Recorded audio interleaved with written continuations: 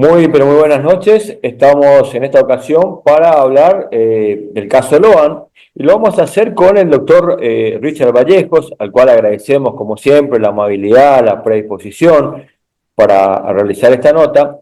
Ya habíamos hecho una en un momento que habíamos comentado en la primera parte y nos había quedado pendiente lo sucesivo, ¿no? Lo que aconteció con fundamentalmente su defendido, recordamos que él es el defensor del comisario Walter Adrián Maciel. Antes que nada, muy buenas noches y gracias, doctor Vallejo. Buenas noches, Rafael, y bueno, un gusto siempre dialogar con vos. Y bueno, un saludo para vos y todos eh, los que te siguen en tu canal. Muchísimas gracias. El caso Logan entra en una etapa decisiva. Recordamos que se ha ampliado, ¿no?, la investigación hasta el 19 de julio. Esto habla de la complejidad que tiene el caso, ¿no? Un caso realmente como creo que pocos se ha visto inclusive en la provincia de Corrientes. ¿Qué opina usted? Sí, sí, así es, efectivamente, como usted dice, se amplió la etapa instructoria, digamos, se amplió y bueno, en fin, bueno, la Cámara lo decidió así, y yo creo que es lo correcto, porque todavía, como ya he mencionado en algunas otras oportunidades, yo creo que todavía faltan pruebas por producir. Por eso entiendo que este procesamiento eh, de 1077 páginas, si mal no recuerdo, Sí. yo creo que fue apresurado, ¿no es cierto? Porque aún falta pruebas por producir. ¿Y por qué digo falta pruebas por producir? Porque nosotros no hemos tenido la posibilidad de interrogar a algunos de los testigos que han declarado bajo secreto de sumario. Lo cual, eso es un dato no menor, ¿no es cierto? Porque la defensa, sí o sí, por derecho y por una cuestión de legalidad, la defensa tiene que tener la posibilidad de poder interrogar a algunos testigos que faltan, o bien algunos testigos que considere, por ejemplo, alguna de las defensas o el fiscal o incluso la propia juez de instrucción, que nuevamente se presente a declarar en esta causa, porque hay testigos que han declarado 2 o 3 veces, el caso de Macarena, el caso de Camila, que lo tuvimos como 4 días de seguido. Así que en sí, yo creo que la causa es más, yo creo que la causa es más, digamos, compleja desde lo mediático, no tanto desde lo probatorio, digamos. Entiendo que por ahí para el público o para los televidentes o aquellas personas que consumen, digamos, distintas redes sociales, distintas plataformas, entiendo que por ahí uno, eh, entiendo que por ahí tenga que ser un poco chocante lo que estamos diciendo, pero en sí yo creo que la causa no es tan compleja desde el punto de vista técnico. Tenemos que recordar que nosotros somos profesionales técnicos y tenemos una responsabilidad. Entonces, por ahí, lo trascendido en lo mediático no se refleja tanto en lo que efectivamente hay como prueba en la causa en sí.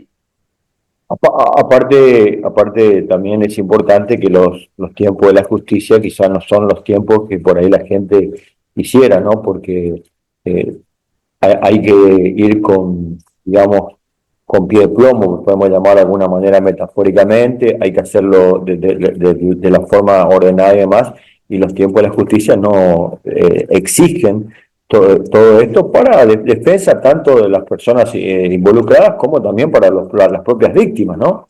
Por eso es que por ahí creen que esto se puede acelerar mucho más rápido, pero todo esto lleva su tiempo. Y la complejidad hablo también por la cantidad de personas, ¿no?, involucradas en el caso. En sí, digamos, la complejidad viene desde lo mediático, digamos. O sea, en una causa donde en un almuerzo participan 11, digamos, 11 personas, no entiendo por qué, digamos, pasaron más de 200 testigos. O sea, es algo que yo hasta el día de la fecha no he visto, digamos. Pero bueno, ya le digo que la complejidad desde lo mediático por ahí se hizo eco en la justicia y por ahí eh, se han citado a personas a declarar que realmente no tienen absolutamente nada para aportar. Eso yo le doy como un ejemplo, un personal policial que vino de Buenos Aires y hacía custodia en la casa de la abuela Catalina.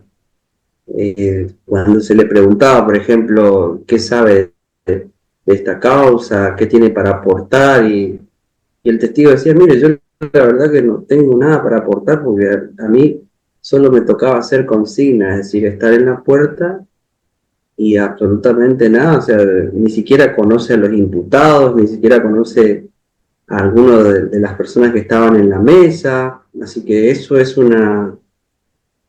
eh, es una cuestión que, sinceramente, desde mi punto de vista, hay testigos que a la hora de elevar la causa a juicio oral, creo que son necesarios, que debemos desestimarlo porque se va a hacer un juicio, pero totalmente con testigos que no realmente no aportan nada en sí en la causa. O hay otros testigos que quisieron aprovecharse de la situación y tratar de sacar alguna ventaja, hacerse conocido, porque no hay que negar que esta causa, digamos, tiene mucha trascendencia mediática. Y por ahí, por ejemplo, he visto que algunos abogados inventaron algunas denuncias falsas que no prosperaron para nada, digamos, o sea, denuncias totalmente descabelladas y así. En fin, son cosas que suceden en esta causa. Por eso le digo, yo creo que es una causa compleja más desde lo mediático que Lo desde, técnico. Eh, desde lo probatorio en sí, lo digamos. probatorio. Vamos a hablar de su defendido, ¿no? Hablamos en la primera parte del comisario Walter Adrián Maciel. Recordamos en aquella oportunidad, en la primera nota, a los que no lo vieron, le invitamos, porque está en el canal de YouTube, a ver esa primera parte de lo que sucedió en principio el 13 de junio, todos los movimientos del comisario Walter Adrián Maciel. Pero vamos a ir ahora al otro día, 14 de junio, nos habíamos quedado ahí pendiente, y recordamos que ese 14 de junio se da un hecho particular, 6:00 de la mañana aproximadamente, parten rumbo a Resistencia, María Victoria Callaba, Carlos Pérez y demás, y siempre trascendió esta información de que el comisario Walter Maciel le dio la autorización para salir. ¿Qué puede decirnos con referencia a eso? ¿Por qué le dio por qué el comisario Maciel le da justamente el permiso para salir de 9 de julio al otro día? Bueno, déjame decirte que eso me estás dando pie para, para justamente poder hablar y ojalá tenga la posibilidad de que esta entrevista puedan ver los miembros de la Cámara, de la excelentísima Cámara Federal, que yo creo que con responsabilidad están actuando en esta causa. De hecho, ya, digamos, han cambiado algunas calificaciones respecto de la causa conexa. Y déjame decirte que nosotros, como profesionales técnicos en la materia, y los jueces tienen una responsabilidad, más allá de lo mediático. Entiendo que hay una criatura desaparecida, entiendo que hay una madre con dolor, entiendo que hay un padre con mucho dolor, hermanos, familiares, y toda la sociedad en sí que está conmovida por este hecho. Digamos, hay un niño desaparecido, pero no nos olvidemos, señores jueces, no nos olvidemos que nosotros somos personas técnicas, o sea, somos profesionales y tenemos una responsabilidad. Es decir, no es privar de la libertad a una persona a cualquier precio. Y ya que vos me decís y me diste pie, los jueces de la Cámara deben tener en cuenta, de hecho, se nos dio muy poco tiempo, ¿no es cierto?, para poder argumentar y poder sostener el recurso de la apelación ante la Cámara, debe tener en cuenta ciertas cosas muy importantes, sobre todo testimoniales claves. Yo le pido a los jueces de la Cámara que analicen la testimonial el primer día, del día 13, la testimonial del oficial Torres y del sargento Cáceres. Yo pido particularmente que presten mucha atención a esas testimoniales, sobre todo a la de Torres. ¿En qué horario toma conocimiento Maciel de este hecho? ¿Quién era el responsable de tomar decisiones respecto de ese hecho en ese momento, estando de franco de servicio el comisario? ¿Quién era el responsable en grado de jerarquía? Y por otra parte, hay algo muy importante que destacar respecto de ese hecho en particular que usted refiere, ¿no es cierto? Cuando dice que el comisario lo autorizó. Primero, el comisario no es absolutamente nadie para autorizar y desautorizar a una persona. Restringirle la libertad ambulatoria. Pérez y Cayaba no tenían ningún pedido de captura, no tenían en ese momento ninguna sospecha sobre ellos. En ese momento no tenían ninguna sospecha. Pero eso no es el dato menor, señores jueces, señores miembros del excelentísimo tribunal de la Cámara Federal. Eso no es lo relevante del caso. Lo relevante del caso es que ellos le informan al comisario Maciel ya por la tarde, una vez que se encontraban en Resistencia. En ningún momento ellos le dicen por la mañana, mire que nosotros vamos a ir para allá y demás. No. Ellos salieron por la tarde, le avisan al comisario Maciel que ellos se encontraban en la ciudad de Resistencia, que fueron a Corrientes y demás, hacían unos trámites y no recuerdo precisamente, unos estudios de rutina y demás. Creo que era por un problema oncológico y no sé qué estaba haciendo. La señora Cayaba, ellos le avisan por la tarde. Me pregunto, y cualquier persona se pregunta, ¿cómo el comisario podía conocer que ellos viajaron en la mañana si ellos le estaban buscando a Loan en ese momento? Lo estaban buscando. Segundo, ¿quién es el comisario para restringirle la libertad a cualquiera que salga del pueblo? Tercero, ¿hubo algún fiscal que haya dado la orden que nadie salga del pueblo en ese momento, ya que el comisario tenía que hacer eso? ¿Quién ordenó? ¿Alguien ordenó a que nadie salga del pueblo en ese momento? ¿Quién estaba a cargo del control en ese momento? Eso por un lado. Y lo otro relevante, Rafael, es que, por eso digo, hay que prestar mucha atención a la declaración de Torres, del oficial Torres. El oficial Torres, en su declaración, manifiesta y dice que creo que fue el último día, si mal no recuerdo, el día que Pérez y Cayaba quedan detenidos, sí, efectivamente, el día que Pérez y Cayaba quedan detenidos, Pérez y Cayaba vienen y le manifiestan que ellos querían dejar los vehículos ahí por si alguien quería plantarle una prueba y todo ese tipo de cosas. Perdón, hay un famoso WhatsApp donde le envió un mensaje al comisario pidiéndole eso, ¿no? Sí, justamente. Van hasta la comisaría El comisario observa eso y le pregunta justamente a Torres, le dice, ¿qué hacen esos dos autos ahí? ¿Qué hacen esos? Ellos le comentan, no, que dice que quieren dejar un auto nada más. Querían dejar el auto rojo nada más en resguardo. Eso textualmente, le estoy diciendo textualmente lo que dijo en su declaración el oficial Torres. Dice, ellos querían dejar un solo auto. El comisario le dice y le da la orden y le dice secuestrarle los dos autos.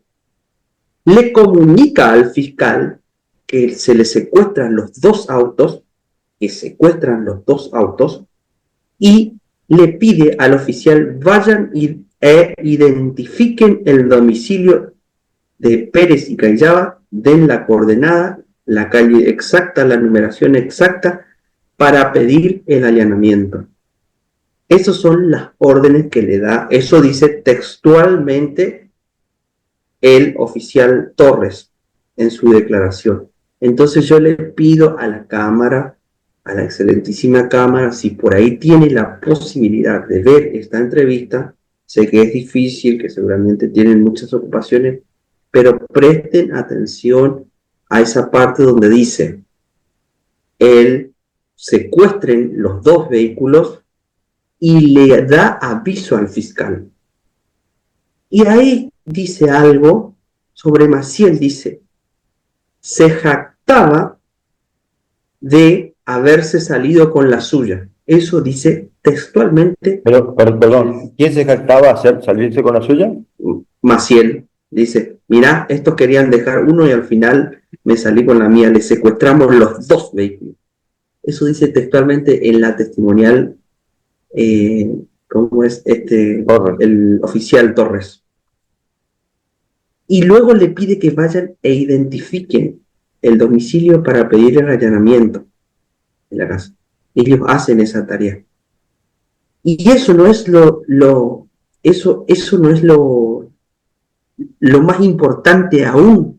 Lo más importante aún viene en ese momento. ¿Quién llama al doctor Rosillo para hacer las pruebas odoríficas sobre los dos vehículos? ¿Quién llama? ¿Quién cree usted que llama, según su información? ¿Maciel? El comisario Maciel, efectivamente. Él se comunica con el doctor Rosillo para hacer las pruebas odoríficas. En ese momento ya estaban planeando los fiscales Barry y Castillo ya estaban planeando ya estaban planeando la detención de Maciel, mientras Perdón, él estaba haciendo te hago todas una esas consulta tareas. con respecto a eso, que es importante por destacar. Siempre se habló que quizás no tuvieron la cadena de custodia necesaria los vehículos. ¿Qué puede decir con relación a ello? Eso es muy, mire, eso es muy importante también, ¿eh? Eso es muy importante. Dice en su declaración Torres que no se puso la faja en ese momento, pero se trancó y se llaveó los vehículos y sí se puso en un sobre con los debidos precintos la llave de los dos vehículos. O sea que no se podía abrir porque ellos en ese momento ya pusieron los precintos y las llaves de los dos vehículos en un sobre cerrado, en un sobre cerrado. ¿Y qué es lo importante de todo esto, Rafael? Lo más importante aún es que justamente le decía que es Maciel quien llama al doctor Rosillo para que hagan las pruebas odoríficas. A ver, explíqueme usted o la sociedad o los jueces, ¿cómo hizo Maciel que desde el primer momento, cuando toma conocimiento del hecho, él fue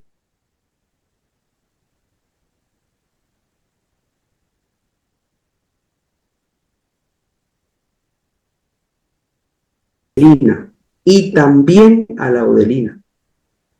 Fue el primer. Ahí lo perdimos un poco, Top, lo perdimos un poco. A ver si nos puede repetir. Yapi, que ha obtenido el beneficio de la prisión domiciliaria, Perdón. que en realidad... Lo perdimos un poco. Si nos puede repetir la última parte, porque se congeló justo. ¿Dónde quedamos? Usted hablaba de la Audelina y algo más, y ahí justo esa parte se cortó. Bueno, que yo le decía que lo importante acá es, fíjese, que el primero que pide el primero que lo lleva demorado a Miyapi, a Ramírez y a Benítez, y también a la Audelina, es Maciel, es el comisario Maciel. El comisario Maciel es quien le dice o le comunica al fiscal y también le pide la detención de la Audelina. Eso no me voy a cansar de decir porque es muy importante. Pide la detención de la Audelina, el fiscal le dice no, a la Audelina no la vamos a detener porque la Audelina nos va a servir como testigo. Y como ustedes sabrán, esta causa se inicia, la primer carátula se inicia como abandono de personas. Como abandono de personas. Por eso, como se inicia como abandono de personas, no se sospechó de todos los que estaban en la mesa ahí, digamos. Que después, eso tiene que ver con otra cuestión técnica. Pero, explíquenme, o que la sociedad me explique, o que la Cámara Federal me explique, o la señora juez me explique, ¿cómo hizo Maciel para ser partícipe necesario encima? Porque los fiscales nada más pedían que él era encubridor, pero la juez fue por más y dijo no, además de encubridor, él es partícipe necesario. El código habla de la participación, que dice que es aquel quien hace un aporte fundamental sin el cual no se hubiese podido cometer el delito. ¿Cómo hizo Maciel para participar de un delito que él no se encontraba presente? Pero, ¿qué es lo relevante de esto? ¿Cómo hizo Maciel para ser partícipe de un delito donde están todos imputados y donde están todos en una misma situación? Y él los metió preso primero a 3 personas. En total 4 con la Audelina, que lo tenía demorado. Y después él mismo secuestra los 2 vehículos, que ellos solo querían dejar uno, secuestran los 2 vehículos y le pide a sus oficiales que vayan e identifiquen el domicilio para pedir al fiscal, que a su vez pide al juez de garantía, el allanamiento de la casa de Pérez Cayaba. ¿Cómo, en qué cabeza cabe que el comisario participa con todos ellos de un hecho delictivo y después él mismo lo lleva en cana a todos? Eso no tiene ninguna explicación. Ahora bien, la hipótesis fundamental y la hipótesis número 1 que se maneja en esta causa es la hipótesis del accidente. Ya directamente se descartó la trata de personas. De hecho, por eso le digo, hay personas que vinieron a declarar, como por ejemplo el señor Gustavo Vera, que realmente vino a decir cualquier cosa, cualquier barbaridad, e incluso le he escuchado en un programa de televisión en América decir que mis honorarios había pagado al gobernador. Yo ni siquiera lo conozco, al gobernador lo conozco de vista, en algún acto que por ahí se los veo,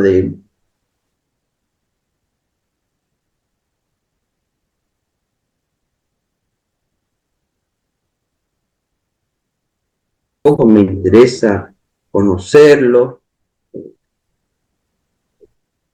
A mí me interesa lo estrictamente.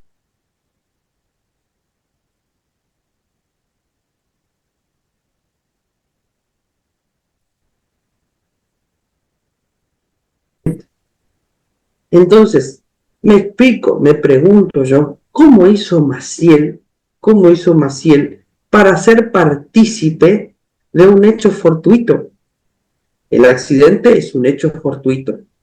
Y aparte, técnicamente hablando, y esto tiene que saber un abogado que se dedica sobre todo al derecho penal, y los jueces también saben, que la participación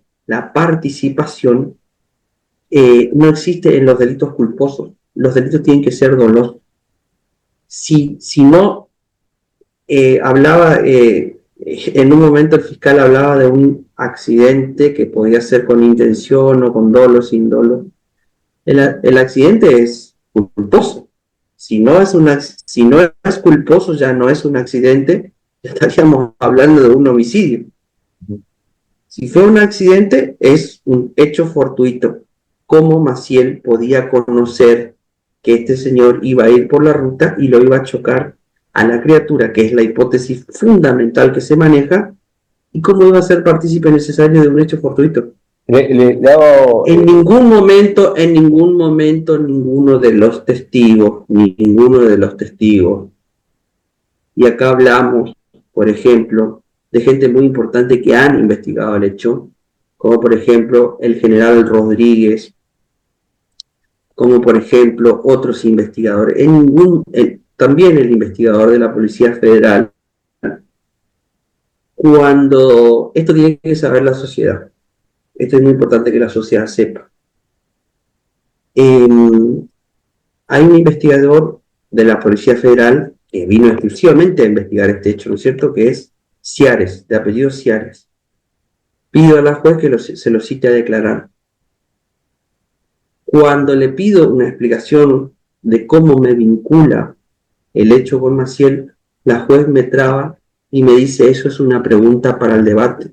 O sea, dándolo por hecho que Maciel ya es culpable de un delito, ya está sentenciado, o ya está, ya es una, dando a entender que es una, como que Maciel ya está procesado y que sí o sí va a debate, todavía faltando pruebas por producirse. O sea, ella misma le dice a los jueces de la excelentísima Cámara, ella misma le dice: mirá, por favor, o sea, dame unos meses más de prórroga en la instrucción penal, porque faltan todavía pruebas por producir, y sin embargo me está diciendo a mí, cuando yo quiero hacer una pregunta a este señor, me dice: no, eso es una pregunta para debate, como dando por hecho que el señor Maciel ya va a ir a debate.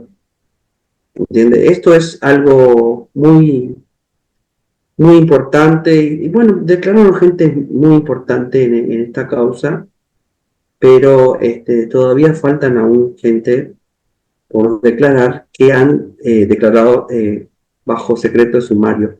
Fíjese que en ese caso, que se extienda la instrucción, hasta estoy de acuerdo con la juez, hasta estoy de acuerdo. Lo que no estoy de acuerdo es si usted mismo está pidiendo una prórroga de la instrucción penal, ¿para qué nos aceleramos y para qué entonces ya pedimos el procesamiento de los 7 imputados, digamos? eh, ¿Para qué? doctor, porque nos estamos quedando sin tiempo, nos quedan 5 minutos, 7 minutos, apelando a su brevedad, ¿no? Con todo lo que usted está diciendo y demás, ¿por qué considera que lo imputaron a Maciel? A Maciel lo imputaron por una cuestión de necesidad, no sé si política, por una cuestión de necesidad de conformar a la sociedad, conformar a la prensa, pero la verdad es que para mí Maciel es un invento del fiscal Castillo, es un invento del fiscal Castillo por su ineficiencia en el cargo y por haber desempeñado mal su función como fiscal. Lo digo abiertamente, sin temor a equivocarme y con todas las consecuencias que conllevan, digo, estas afirmaciones, las cuales estoy haciendo en este momento.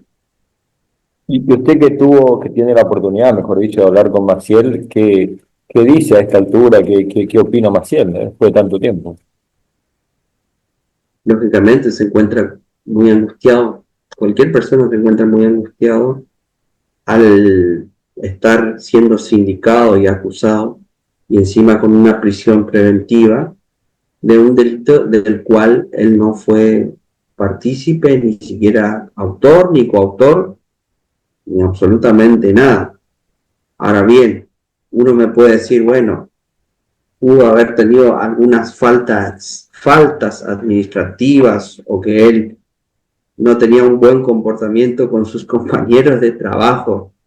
Y bueno, pero eso tendrá que tener una sanción administrativa si es que las hay, digamos, pero de ahí a ser partícipe o encubridor, como lo quieran llamar, digamos de partícipe a encubridor hay una diferencia, ¿no? Pero me parece una cosa muy, muy seria. Digamos. Nosotros tenemos que tener una responsabilidad porque hay algo muy particular que está sucediendo en este país, que al mediatizarse las causas, al ser mediáticas, se condenan por delitos que no existen. Mire lo que le voy a decir, por ejemplo, no sé si cuánto nos queda de tiempo. Tenemos 4 minutos. Apelo su brevedad. ¿Cómo? ¿Cuántos? 4 minutos, apelo su brevedad. Bueno, le voy a dar un ejemplo. La única causa que yo considero que no hay forma de dar marcha atrás con eso, la única forma de las causas por ahí famosas que uno ve, digamos, en todo el país, la única causa que yo no le encuentro la forma ni la falla es la causa de Nair Galarza, porque el artículo 80 es claro, digamos, el que matare a su ascendiente, cónyuge, pareja, expareja. En este caso se da el tipo objetivo del tipo penal y en el tipo subjetivo evidentemente evidentemente había dolo, no queda otra ahí. Ya tengo entendido incluso por las noticias que ya no hay más nada que hacer porque incluso la Corte Suprema confirmó el fallo. Pero por ejemplo, le doy un ejemplo, en el caso de los rugbyers, más allá de que del dolor de una madre que se haya que lo hayan matado a su hijo, no es la condena que debe aplicarse, porque cualquier persona que está viendo sabe que los chicos no tenían la intención de ocasionar la muerte de una persona. Al no tener la intención de ocasionar la muerte, ya no estaríamos hablando de una premeditación. ¿Cómo la persona puede premeditar una muerte si ellos ni siquiera querían salir del boliche?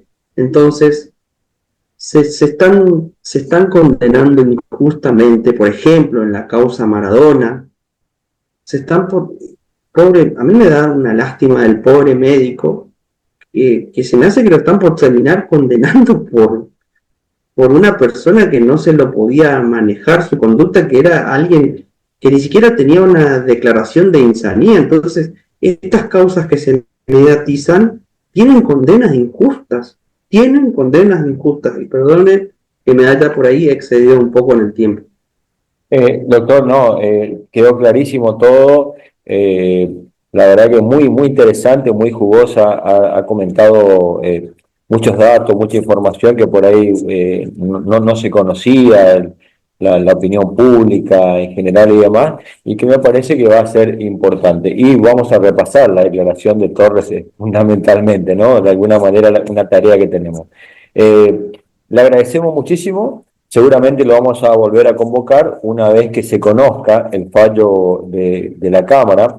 Le doy una noticia: aproximadamente entre 7 y 10 días se estaría conociendo el mismo, esta información de fuentes judiciales. Hoy se conoció en relación a los imputados de las causas conexas, ¿no? Los famosos Dupuy, Soria y compañía. Y bueno, sería aproximadamente 7 a 10 días para los 7 primeros imputados. Vamos a ver qué resulta. Doctor, le agradecemos muchísimo por esta nota, por tomarse el tiempo, y realmente creo que nos ha brindado información muy valiosa, muy jugosa. Muchas gracias a usted, Rafael. Gracias, muy amable. Hasta la próxima. Hasta la próxima.